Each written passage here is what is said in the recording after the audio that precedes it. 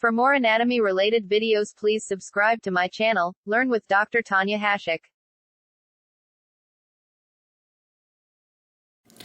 Today we will discuss about the valves of the heart. So there are two pair of valves for the heart. They are a pair of atrioventricular valve and a pair of semilunar valve. This is a transverse section of the heart in such a manner that you get all the four valves. So these two valves are closed and these two valves are open. So what are the functions of the valve? It maintains the unidirectional blood flow. That is the flow of blood only in one direction, and it also prevents the regurgitation of the blood. That is, it also prevents the flow of blood in the opposite direction also. So the atrioventricular valves, they are the tricuspid valve and also the bicuspid valve. So the tricuspid valve, it got its name because it has got three cusps. These are the three cusps of the tricuspid valve, and the bicuspid valve, it got its name because it has only two cusps. So these are the two cusps. And next is the semilunar valve. These two valves are similar in structure. They both have three cusps each. So now we will discuss about the atrioventricular valve, that is the tricuspid valve and also bicuspid valve.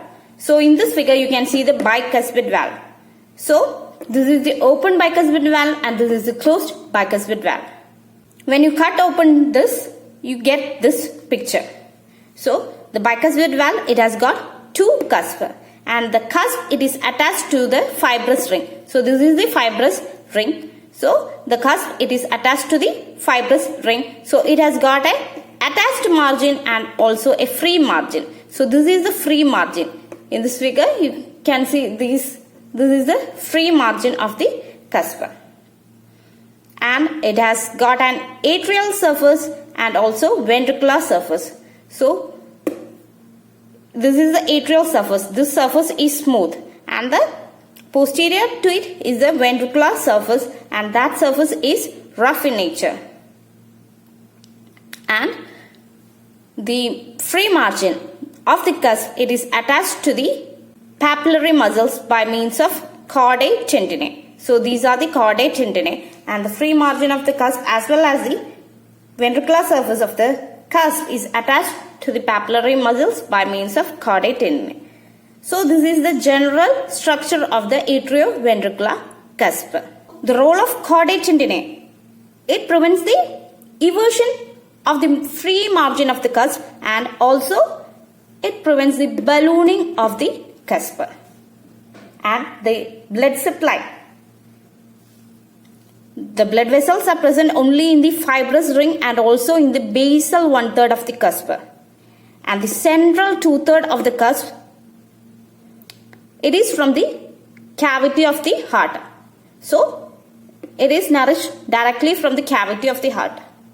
So basal 1/3 and also the fibrous ring is only having the blood supply, and the central 2/3 of the cusp, it is from the cavity of the heart. And the tricuspid valve, it has got three cusps, and the bicuspid valve, it has got two cusps. And the bicuspid valve, it is also called as the mitral valve. And the tricuspid valve, the three cusps are the anterior cusp, the posterior or the inferior cusp, and also the septal cusp. So anterior, posterior or inferior, and also septal cusp. And the bicuspid valve, it has the anterior and also a small posterior cusp. So now we will discuss the semilunar valves. So they are of a pair, that is the aortic valve and also the pulmonary valve. And the structure of both these valves, they are similar, and each has got three cusps, and they are attached directly to the wall of the vessel. So when you cut open the vessel wall, you get this figure. So there are three cusps, and it got its name semilunar because the cusp, it is semilunar in shape. And the cusp, it forms pocket with mouth directed away from the ventricle. So the cusp, it forms pockets, and it's the mouth of the cusp, it is directed away from the ventricle. So in this figure you can see free margin of each cusp has got a central nodule, and from each side of this nodule there arises a thin margin which extends to the base of the cusp. So the free margin of the cusp, it has got a central nodule, and from it arises a thin margin called as a lunule which extends to the base of the cusp. And these valve close during the ventricular diastole. And the first heart sound, it is made by the closure of the two atrioventricular valve, that is the tricuspid and the bicuspid valve, and the second heart sound, it is made by the closure of the two semilunar valve, that is the aortic and also pulmonary valve. And some of the issues of the valve are narrowing of the valve orifice due to the fusion of the cusp. For example, mitral stenosis, aortic stenosis, etc. So in this, there is a narrowing of the valve orifice due to the fusion of the cusp, and that is the mitral stenosis or the aortic stenosis.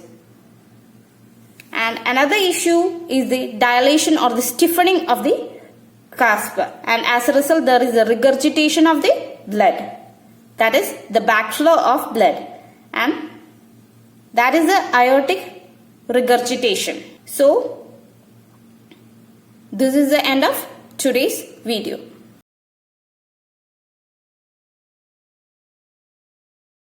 This is the end of today's video. For more videos, please subscribe to my channel and press the bell icon.